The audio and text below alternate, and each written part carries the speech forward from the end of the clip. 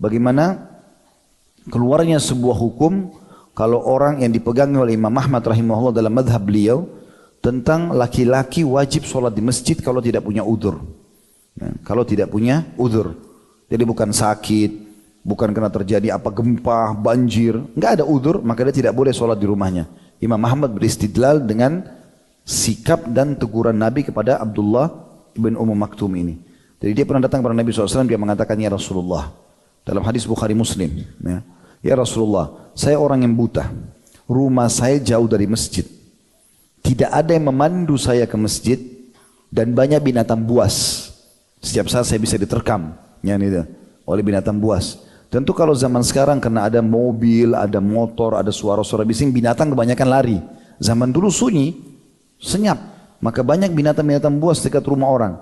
Jadi ada 4, buta, nggak ada yang pandu, rumahnya jauh dari masjid, plus lagi banyak binatang buas bisa membahayakan. Boleh nggak ya Rasulullah, saya sholat di rumah? Kata Nabi, silahkan.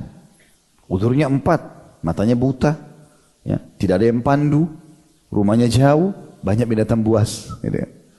Maka orang Abdullah pun keluar dari masjid, tiba-tiba turun wahyu pada saat itu. Lalu Nabi SAW suruh dipanggil kembali.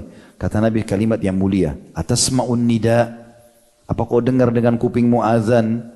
Dia bilang, Abdullah bilang, iya ya Rasulullah. Kata Nabi SAW, idzan ajib, kalau begitu kau wajib menjawabnya. Jadi biar kau buta, biar jauh dari masjid, biar tidak ada yang pandu, biar kau diterkam binatang ke masjid. Makanya Imam Ahmad dalam madhabnya mengatakan wajib bagi laki-laki ke masjid. Gitu kan? Maka ini teman-teman sekalian terjadi juga pada tokoh kita, dan keluarlah hukum di sini. Begitu banyaknya orang yang mengikuti madhab Imam Ahmad ini, gitu kan? Dan berapa banyak orang yang laki-laki memenuhi masjid justru karena berpegang pada hadis ini. Berarti panen pahala dia karena dia yang tanya masalahnya.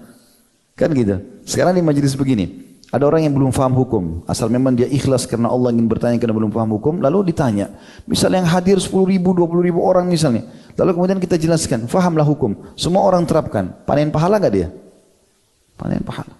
Sekarang Abdullah bin Maktum menanyakan tentang masalah uzurnya, masalah masjid. Akhirnya Nabi SAW menjelaskan wahyu dan menjadi sebuah hukum.